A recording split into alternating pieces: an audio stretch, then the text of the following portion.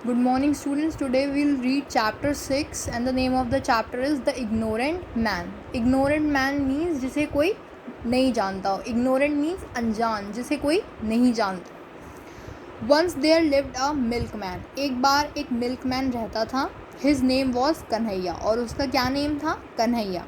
He had built his hut far away from his village. जो उसने अपनी हट बनाई थी, अपना घर बनाया था, वो विलेज से बहुत दूर बनाया था. फार अवे मीन्स दूर. In the woods. Woods means जंगल में जाके उसने अपना घर बनाया था. He love the quietness of the woods rather than the noisy atmosphere of the village. उसे वुड्स की मतलब जो फॉरेस्ट था उसकी क्वाइटनेस मीन्स शांति ज़्यादा पसंद थी विलेज के नॉइसी एटमॉस्फेयर से. विलेज में क्या होता है, शोर शराबा होता है, उससे ज़्यादा उसे क्या पसंद था, वुड्स की क्वाइटनेस. इसलिए उसने अपना घर कहाँ बनाया था, वुड्स में. ही लिव्ड इन हिज हट विद हिज 2 काउज. और वो अपनी हट में 2 काऊ के साथ रहता था. ही फेड देम वेल. और वो उन्हें बहुत अच्छे से खाना खिलाता था. And took proper care of them. और उनकी बहुत अच्छे से देखभाल करता था. प्रॉपर केयर मीन्स देखभाल. Every day he took the 2 cows to a nearby lake for giving them a bath. और हर दिन वो अपनी काऊ को एक लेक के पास ले जाता था नहलाने के लिए. The 2 cows gave more milk. और जो दोनों काउस थी वो ज़्यादा से ज़्यादा मिल्क उसे देती थी.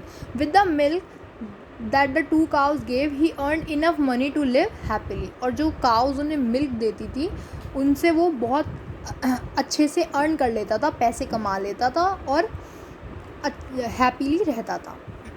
Kanhaiya was an honest man. जो कन्हैया था वो बहुत ही ज़्यादा ऑनेस्ट मैन था, मतलब हमेशा सच बोलने वाला था. दो he was content eight times he would feel restless. उसके पास सब कुछ था लेकिन फिर भी वो हमेशा रेस्टलेस रहता था. रेस्टलेस मीन्स परेशान रहता था. कंटेंट मीन्स सब कुछ होना, मतलब उसके पास सब कुछ था, वो हर चीज़ से सेटिस्फाइड था लेकिन फिर भी वो परेशान रहता था. There is so much wrong and evil in this world. Is there anybody nobody to guide the people.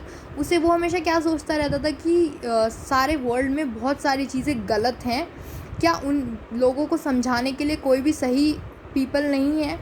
This thought made him sad every now and then. यही बात उसे हमेशा उदास कर देती थी. One evening the ignorant man Kanhaiya was returning home after selling milk in the village.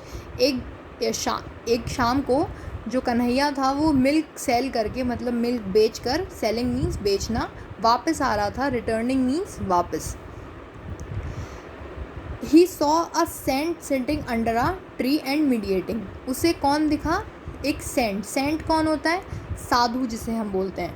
वो कहाँ बैठा था, एक ट्री के नीचे, और क्या कर रहा था, मीडिएटिंग. मीडिटेटिंग मीन्स ध्यान में बैठा हुआ था एक ट्री के नीचे.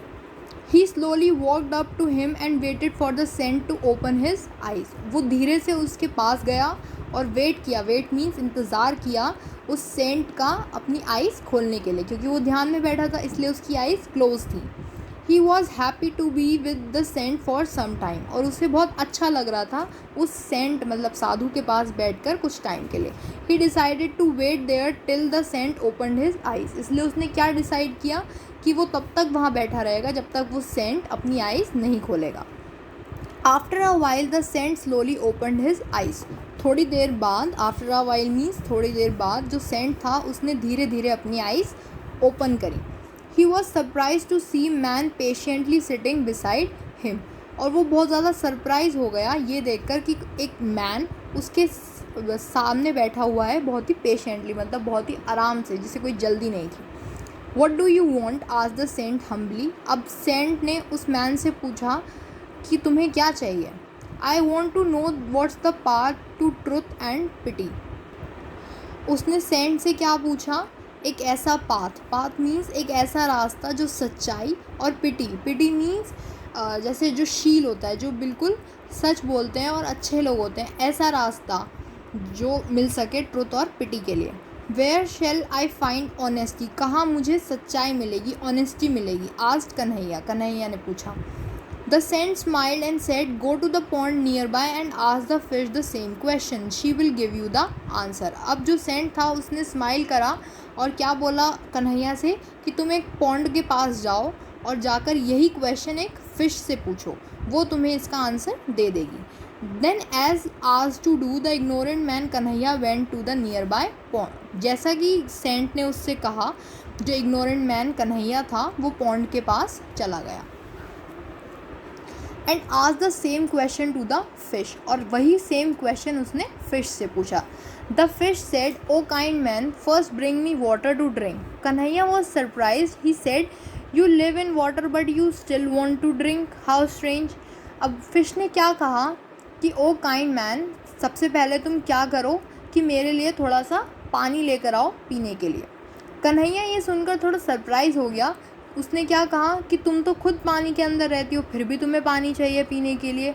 ये कितनी अजीब बात है. हाउ स्ट्रेंज मीन्स ये कितनी अजीब बात है. At this moment the fish replied. अब इस बात पर जो फिश ने क्या रिप्लाई किया, "You are right and that gives you the answer to your question as well." उस फिश ने क्या कहा कि तुम ठीक कह रहे हो और इसी बात से तुम्हें तुम्हारे क्वेश्चन का आंसर भी मिल जाता है. Truth, pity and honesty are inside the heart of man. अब जो ट्रुथ, पिटी और ऑनेस्टी है वो इंसान के, जो मैन होते हैं उन हम सब के हार्ट में ही होती है. But being ignorant he searches for them in the outer world. Instead of wandering here and there, look within yourself and you will find them. लेकिन वो हमारे अंदर ही होती है, लेकिन हम उन्हें बाहर ढूंढते रहते हैं. Instead of wandering here and there, wandering means घूमना. इधर उधर घूमने से अच्छा है या इधर उधर ढूंढने से अच्छा है कि तुम इन सब चीज़ों को अपने अंदर ही ढूंढो. This gave an immense satisfaction to Kanhaiya. Immense means very great, मतलब बहुत ज़्यादा सेटिस्फैक्शन मिला उसे इस बात को सुनकर, मतलब उसे अपने क्वेश्चन का आंसर मिल गया. He thank the fish and return home as a wiser man. उसके बाद उसने फ़िश को थैंक यू बोला और एक वाइजर मैन, मतलब बहुत ही समझदार इंसान की तरह वो अपने घर वापस गया. He change the way in which he saw this world as well as himself. जब वो वापस गया तो उसने हर चीज़ को अलग तरीके से देखना शुरू किया. जैसे कि वो पहले देखता था या समझता था, ऐसा नहीं रहा, अब वो चेंज हो गया.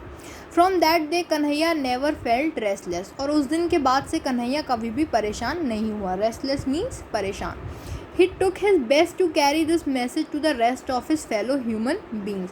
और उसने यही मैसेज जो उसे फिश ने उसे बताया था, यही वो बाकी सब ह्यूमन बींग्स जिन्हें वो जानता था उन्हें भी बताता था.